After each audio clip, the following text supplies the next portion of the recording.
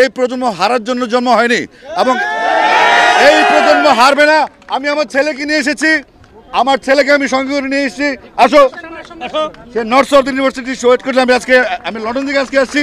দিয়ে দিলাম, তোমরা গুলি করো, গুলি করো, সবাই। আজকে কোনো কথা নাই, শুধু অল আউট গেম। যে কোনো ভাবে দফা একটা দফা একটা দাবি, এক দফা এক দাবি। স্বৈরাচারী কবে যাবি? আমাদের সন্তানরা মেধার অধিকার চেয়েছিল মেধার ভিত্তিতে তাদের কর্মসংস্থান, তাদের পড়াশোনা, তাদের সব কিছু হোক। তারা কোনো রাষ্ট্র ক্ষমতার পরিবর্তন চায় নাই, তারা কারো ক্ষমতাচ্যুতি চায় নাই, তারা চেয়েছিল মেধার মূল্যায়ন হোক।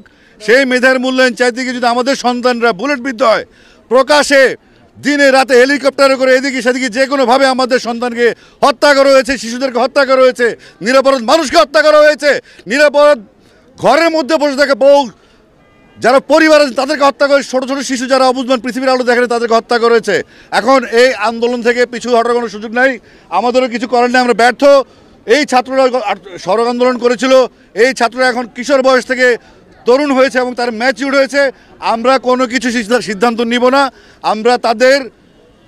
আমরা তাদের অনুগত হয়ে তাদের হুকুম মতো আমরা কাজ করব। এবং আমি বিশ্বাস করি যেই প্রজন্ম জেগে উঠেছে, এই প্রজন্ম হারার জন্য জন্ম হয়নি এবং এই প্রজন্ম হারবে না। আমি আমার ছেলেকে নিয়ে এসেছি, আমার ছেলেকে আমি সঙ্গে করে নিয়ে এসেছি। আসো, সে নর্থ সাউথ ইউনিভার্সিটি শোয়েট করলে আমি লন্ডন থেকে আজকে আসছি। দিয়ে দিলাম, তোমরা গুলি করো, গুলি করো, সবাই। আজকে কোনো কথা নাই, শুধু অল আউট গেম। যে কোনো ভাবে দফা একটা দফা একটা দাবি, এক দফা এক দাবি। স্বৈরাচারী কবে যাবি?